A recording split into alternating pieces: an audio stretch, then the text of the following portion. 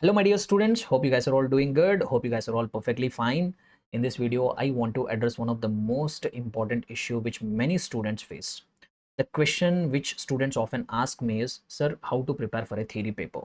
Most of the students complain that they face a lot of difficulty in remembering the content of the theory subjects like audit, taxation, law, or even it could be strategic management. So here is a solution for you all. Let me tell you a typical situation which you all will face. The person, whoever is watching this video, you might have also gone through this situation. Let me tell you a typical scenario which you all would have faced when preparing for the theory paper. Take, for example, the subject of audit. You have taken one question, you have read that question, you tried to remember it, and in a span of some 10 minutes or 20 minutes, you will remember that content. You feel comfortable. But when you revisit the same question after a week or after 10 days, you will not be able to recollect all the points. And some students have even told me after giving their examination, sir, I have read a question in the examination from the subject of audit. I know what the answer is. I have read it multiple times also, sir, but I'm unable to reproduce that answer in the examination as given in the material. So I know every person would have faced this issue. The person whoever is watching this video, you might have also gone through this situation. So in this video, I want to help out the students by sharing some tips and tricks which could help them to remember the content of the theory subjects for a longer period of time.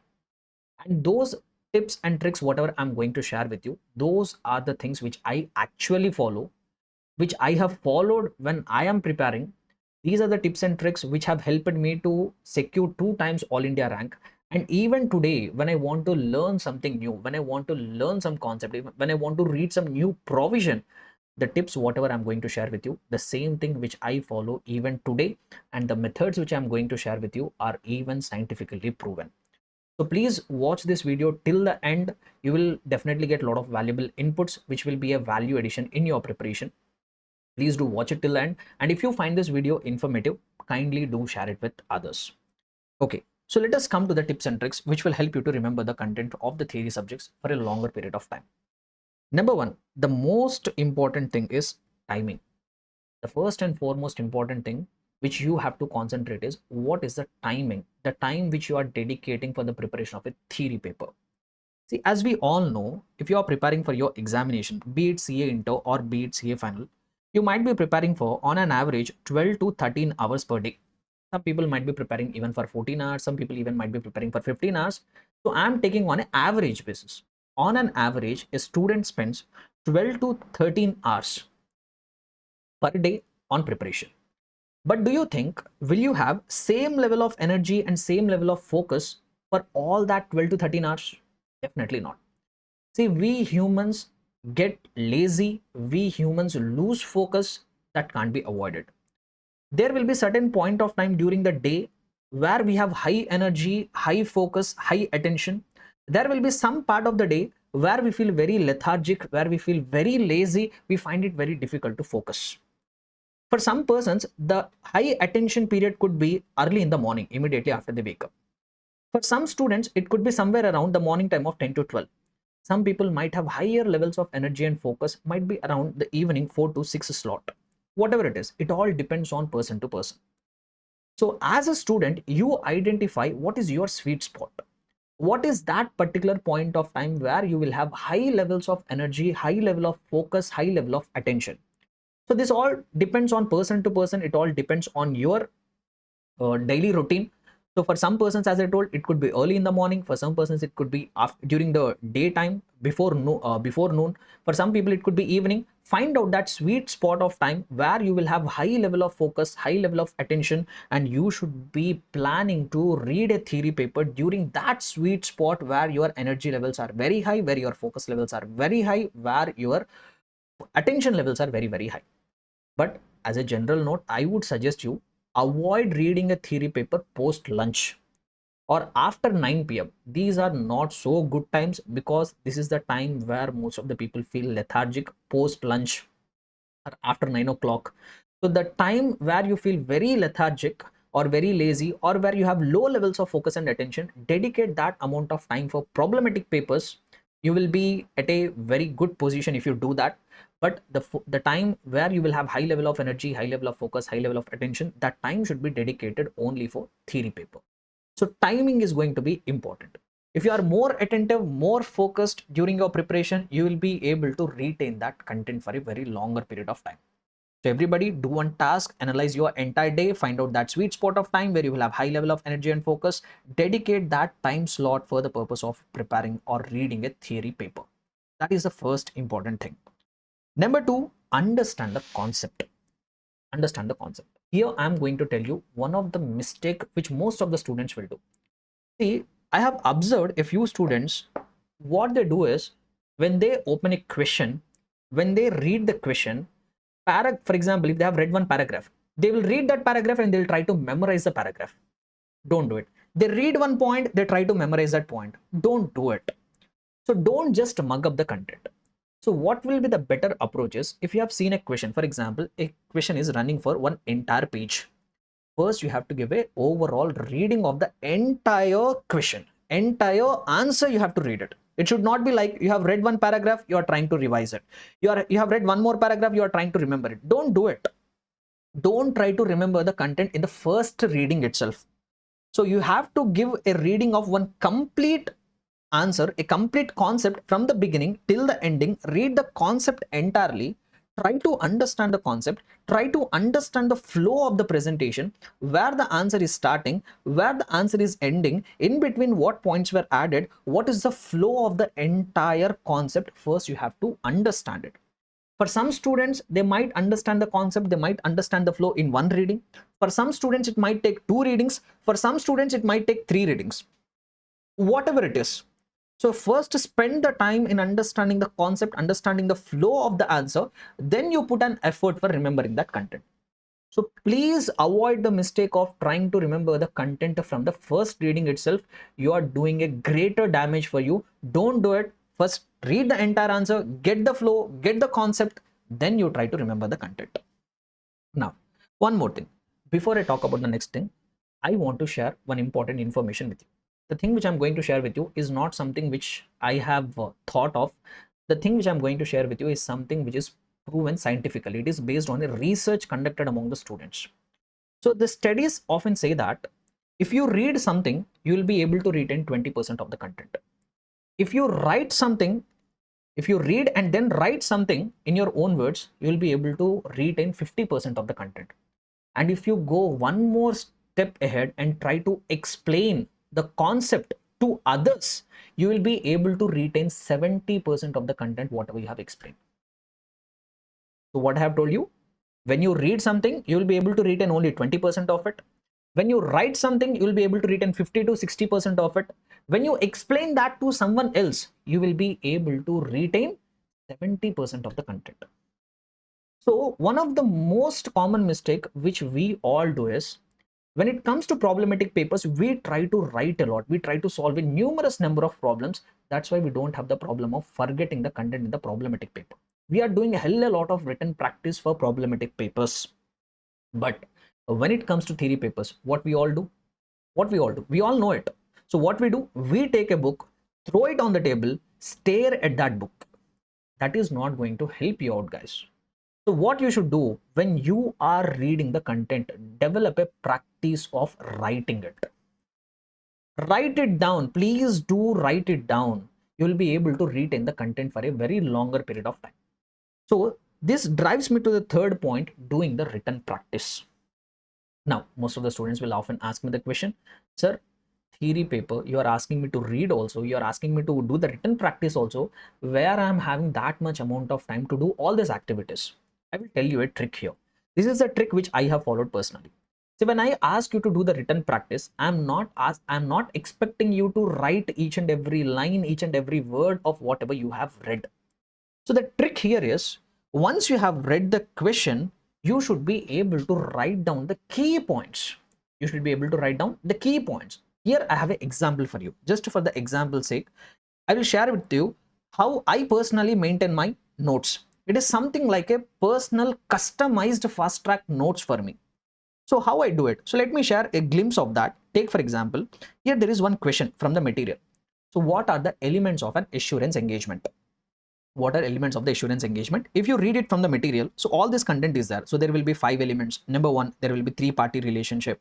There should be some subject matter. There should be some suitable criteria. There should be some sufficient and appropriate audit evidence. There should be one written. Finally, a report should be there.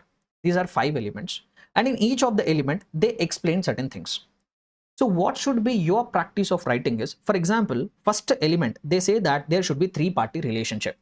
So what I will do? So I will take a piece of paper and I will write it down. I will take a piece of paper and I will write it down. See here, first element, 3-party relationship. Sir, who are the 3 parties? If you see here, there will be a practitioner, there will be a responsible party, there will be intended user. Now, if I read this line, there will be one particular term or there will be some 2 or 3 words which will make me recollect the entire sentence. Like for example, here if you read this, they say that a practitioner is a person who provides the assurance. The term practitioner is broader than audit. Audit is related to historical financial information, whereas practitioner may provide assurance not related to historical financial information. See, very lengthy sentence is there. Sir, should I write everything like this? No. What you do is try to make out the summary. So first party, practitioner. Who is the practitioner? Who will give you assurance? And if you want, you can add one more line. Practitioner need not be auditor. Practitioner is different than auditor. That's all. So if you read this key point later, you will be able to remember the entire sentence. Similarly, one more point is that responsible party. Who is a responsible party? Responsible party is the party responsible for preparation of subject matter. Sir, I want to write a summary of that. What you will write? Responsible party who prepares the subject matter. Done. Next, third point is that, like for example, intended users. Sir, who are intended users? If you read this lengthy line, they say intended users are the persons for whom an assurance report is prepared. These persons may use the report in making decision. Now, what is the key takeaway from that? Intended users to whom the assurance report is provided. So like this, what you should do is, when you read one lengthy paragraph or when you read one line, I'm not asking you to write down each and every word there. So you have to find out in this entire line, in this entire paragraph, which term will make me recollect the entire sentence. Now, this thing is also going to change from person to person. For one person, one particular word might make him remember the entire sentence, whereas the same word might not make the other person to retain the entire sentence. So the point which I want to make here is, it changes from person to person. So whatever word which makes me recollect entire sentence may not be the same for another person. So you find it out. You read the sentence, pick that word which will make you remember the entire sentence, write it down. And most important thing, whatever this summary you are preparing, don't throw it away. Don't throw it away. Organize it properly. Store it properly. If possible, better keep a separate note for each and every, keep a separate notebook for each and every subject and write the summary in that notebook. We often in the audit say audit documentation is very important, right? For your preparation also, whatever preparation you have done, for that also documentation is very, very important. So whatever short notes you are preparing, whatever written practice that you are doing, please do store it, organize it properly. Don't throw it away. Don't just scribble it. Try to maintain in one proper order. Sir, why you have to store it? I will tell you later. Why storing of this summaries is very important, I will tell you later at a later point of time. Okay, so that is the third step. What is that? We have to do written practice. We do this step for problematic papers, but we don't do it for theory papers. Start doing it. Start from now itself. From today itself, when you start preparing for a theory paper, start developing this habit of making notes of it. So how many steps I have told? 3 steps. Number 1, timing is going to be very important. Number 2, what is number 2? You have to first understand the concept. Never try to remember the content from the first reading itself. Try to do the written practice and store that written notes, whatever you have. And I would suggest you, if you could go one more step ahead, if you are doing group study, if you have a dedicated friends who are having the same mindset, who all have a common goal of passing the examination, do the group study with the like-minded people. Don't do the group study with the person who is going to spoil you. Find out the person who is going to have a same mindset like you, who is dedicated equally like you to get through the examination. You can do the group study with them. And if you are able to find a very good mate with whom you can do a group study, what you can do is, both of you learn the things. You explain one concept, the other person will explain other concept. You try explaining the concept to each other, and as I've told you, when you explain the concept to someone else, you'll be able to retain 70% of the content. 70% of that content, you are not going to forget it. The student often ask me, see, when I teach the subject of audit, students used to often ask me, sir, how you are able to remember that much amount of content? So when I do the revision of one chapter, I never look at the book and I will revise the entire chapter, not even looking at the book, without missing even a single point. See, that is not my greatness, that is my habit. The habit which I followed has given me that much memory power. And what is that habit? I teach. I teach. So I'm teaching the subject multiple times. So actually, by teaching the students, I'm doing a favor on myself. I'm retaining the content by teaching. The same thing you can also do. So find a friend who is having same kind of mindset, same kind of seriousness, same kind of dedication. Both try to have a group study. You explain one concept to him, make the other person explain the concept to you. So by way of this mutual explanation, you are going to retain the content for a very longer period of time.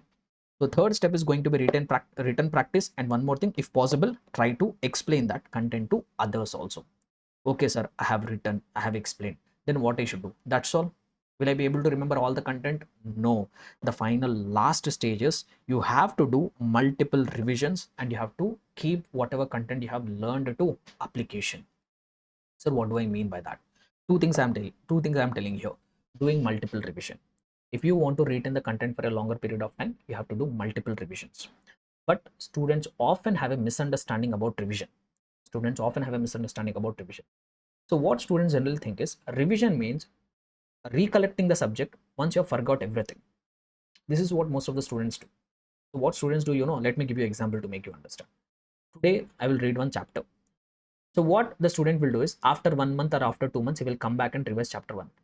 I'm telling you guys, if you are doing this mistake, after completing a chapter, you are coming after weeks to come back, or you are coming after a month to revise that chapter, that is not revision. That is one more round of preparation.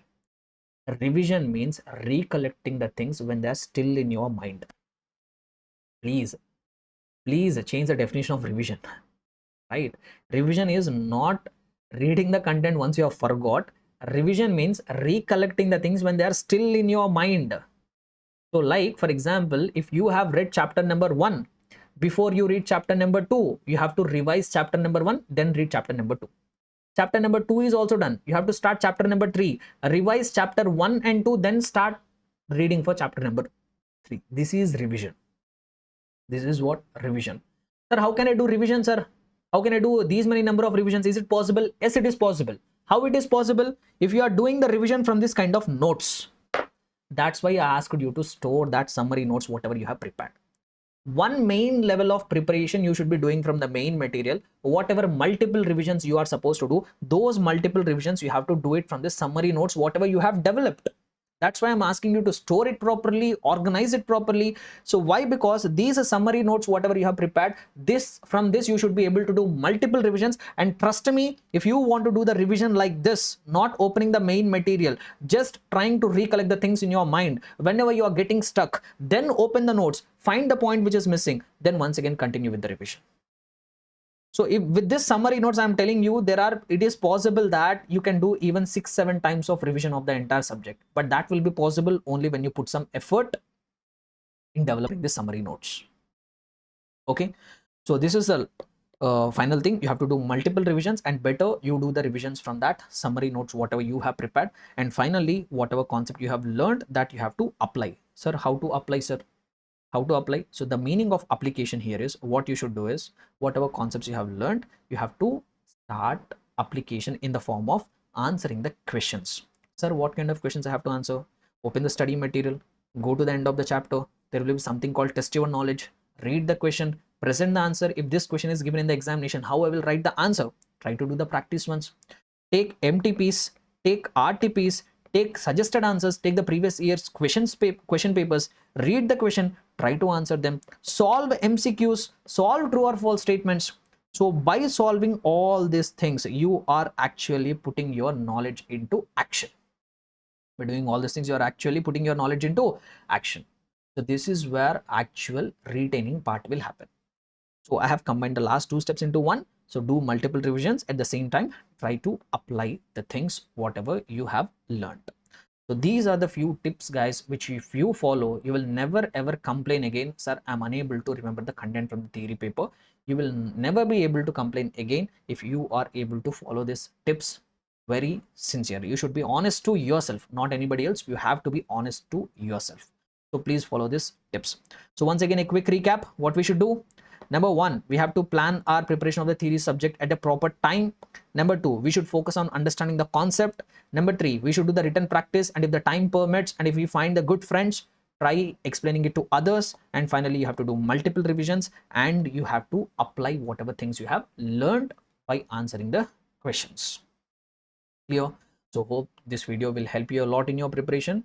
And once again, if you have found this video informative, please do share it with others. Thank you for your patience listening. Thank you all guys. All the very best for your preparation. Take care everybody.